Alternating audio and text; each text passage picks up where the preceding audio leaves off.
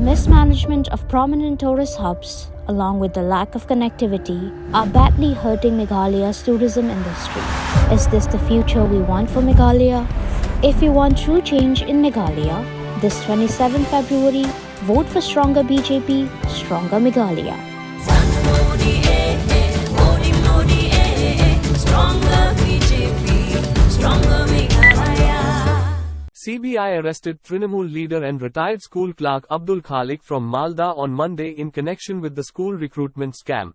On this matter, Meghalaya's BJP spokesperson and candidate Marihom Kharkharang, while targeting Trinamool, said that on one hand, Trinamool in Meghalaya talks about providing employment and talks about presenting employment model. So I want to ask whether it is Trinamool's employment model like CBI arrested its leaders and members in SSC recruitment corruption case in West Bengal. So does Trinamool want to introduce corrupt employment model in Meghalaya like West Bengal? Kharkharang asked.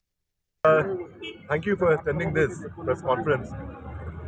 Don't mind we are heavily caught it here because we are on our election campaign.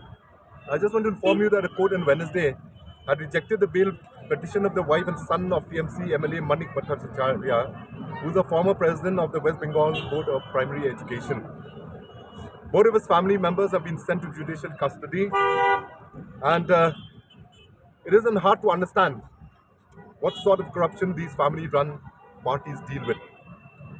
Manik is in custody in connection with the irregularities in the recruitment of government-aided primary schools SCC scam. A party from West Bengal that talks about bringing 3 lakh jobs into Meghalaya has been caught in the West Bengal School Service Commission scam. The scam is about illegally recruiting teachers and other non-teaching employees in Bengal's schools. This can be best called TMC's flagship model of employment. Do we want this kind of model in Meghalaya, which is corruption-ridden? Similarly, like the policies that are aimed to improve the living conditions of those below the poverty line, that like the MNREGA. A rampant rise in corruption has been seen in the TMC rule states, where the BDOs are directed to collect the cut money in return for the issuance of job cards. Supervisors for the MNREGA scheme are appointed by local TMC elected representatives through the BDO offices, who are tasked with the collection of the cut money. Beneficiaries who are unable to pay the cut money are blocked of their job cards. This is a corruption culture that the TMC wants to bring to the state of Meghalaya. Coal, which is a critical source of employment for voters of Meghalaya, has remained banned since the Congress era. Subsequent governments have not been able to restore the coal mining.